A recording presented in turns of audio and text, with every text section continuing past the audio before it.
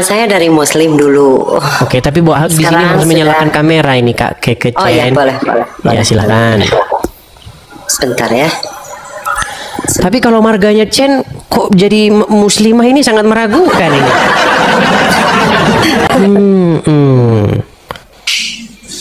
Sebentar. Ya.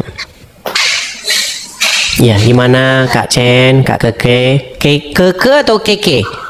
Keke. Oke. Gimana Kak Keke? Gimana Kak? Salam. Terima kasih udah dinaikin. sering nonton Bang Edis ya, luar biasa.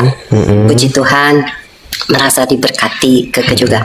Dulu Keke Muslim juga. Waktu tahun berapa ya? Tahun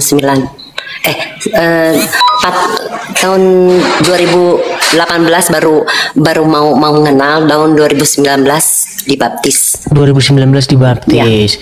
Tapi begini, karena kan di sini tuh banyak orang ngaku-ngaku. Bagaimana kami yakin bahwa Kak Keke itu dulu mantan muslimah? Bisakah coba menelafalkan satu surat di dalam Al-Quran? Coba. Ada. Silakan. Bacaan sholat atau bacaan? Boleh, bacaan sholat boleh, apapun yang masih ingat. Usolli Bismillahirrahmanirrahim. Usolli fardu isya'i arba rakaati mustaqbil qiblati adaan lillahi ta'ala. Allahu Akbar. Nah, tuh sah ini sah ya. Ini makin banyak loh, makin banyak. Cuman tadi ada pesan itu dari Kak Yuli. Kalau muslimah nanti kalau cerita tentang masa lalunya bahwa dia mantan muslimah, nanti tidak takut kena persekusi.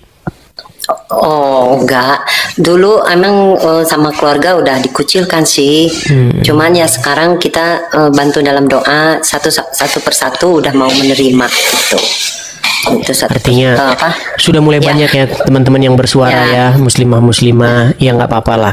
Artinya teruslah, bila perlu dibuat namanya forum mantan muslimah. Oh itu keren itu Kak Yuli itu ya, Kak Yuli kalau masih nonton ya. Karena banyak sekali nih perempuan-perempuan yang sudah meninggalkan agama Islam. Tapi boleh cerita Kak Keke, apa sebabnya ninggalin agama Islam? Betul sekali kata Bang Edis. Emang waktu Keke sih sebenarnya umat yang toleransi ya gitu. Di dalam keluarga mama saya juga bergaul, apalagi saya suami. Jadi suami saya China, saya Muslim, masuk Islam dulu dulunya mualaf dianya. Dia dari Buddha. Dari Buddha mualaf, kemudian ya udah gitu saya Kristen, terus dia jadi ikut juga ke Kristen.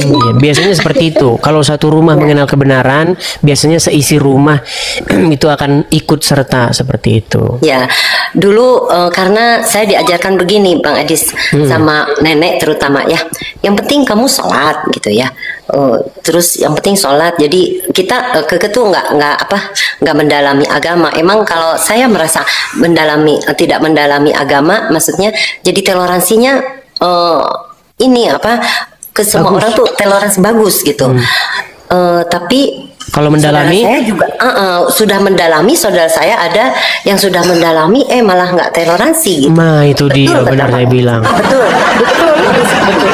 Karena saya dulu diajarkan, memang saya toleransi gitu. Karena saya banyak teman juga yang orang Chinese, yang orang Buddha lah, Kristen lah. Kita sama-sama kok, nggak pernah ribut soal agama, nggak pernah soal apa gitu ya.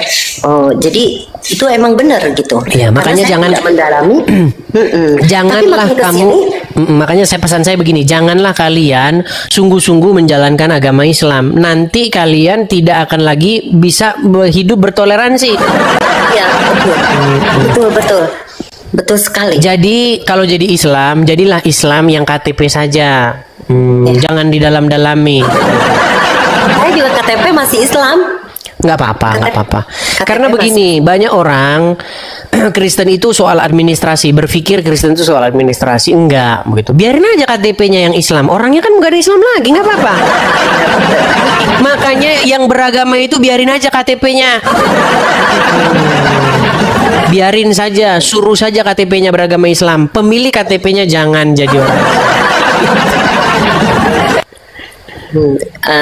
Ya Keke tuh ikut Tuhan itu baca firman. Iya. baca firman Tuhan. Jadi ya merasa ini luar biasa sekali gitu ajarannya gitu. Jadi mengasihi gitu ya, terus yaitu nggak ada poligami gitu, tidak mengajarkan poligami. Kebetulan Keke waktu pas baca firman Tuhan itu bukan seumur hidup Keke nggak pernah lihat Alkitab, karena kita tuh tidak diperbolehkan kan baca Alkitab ya, sama orang tua dulu juga, sama nenek sama Alkitab nggak pernah diperbolehkan. Tapi pas waktu saya di hotel itu ada Alkitab perjanjian, saya nggak tahu ada perjanjian lama, perjanjian baru, saya mana tahu. Pas ada di hotel itu ada perjanjian baru gitu. Terus ini kok buku ini luar biasa, ini Yesus itu kok luar biasa gitu. Belum nggak tahu itu Alkitab gitu. Sampai nangis itu di situ. Nah, itu dijamah di situ. Sampai aduh pingin tahu itu terus suami kalau suami kan pernah sekolah di sekolahnya pernah di Kristen. Gila loh katanya, itu Alkitab, kamu jangan macam-macam, biarin ini mau Alkitab mau apa, pokoknya ini bagus banget gitu, saya pingin punya gitu. Makanya saya sarankan nih kepada yang muslim dibaca itu begitu ya. Jangan membacanya kitab Syekh Abdul Qayyim Al-Jauziyah itu yang burung berdiri 70 tahun. Makanya ganti bacaan kalian, wahai kaum muslimin wal muslimat. Ya, sampai Oke lah. Iya. Begini Kak Keke, karena ini gini, banyak mantan muslimah begitu naik kemari terus cerita begitu, padahal ceritanya landai-landai saja, biasa-biasa aja, tapi mengalami persekusi. Langsung nanti di inbox, awas kami ya, gimana kami ya, biasa itu. Karena mereka memang tidak bisa lagi melawan argumen itu, mereka nggak bisa membantah gitu secara akademis, membantah secara ilmiah itu nggak bisa. Betul. Makanya saya pernah mengatakan, jika undang-undang penistaan agama itu dihapuskan dan orang bebas mengemukakan pendapatnya soal agama, maka dalam 15 tahun itu orang tidak akan ada lagi yang percaya dengan agama Islam. Yang percaya agama Islam cuma Yusuf PI sendirian. Begitu.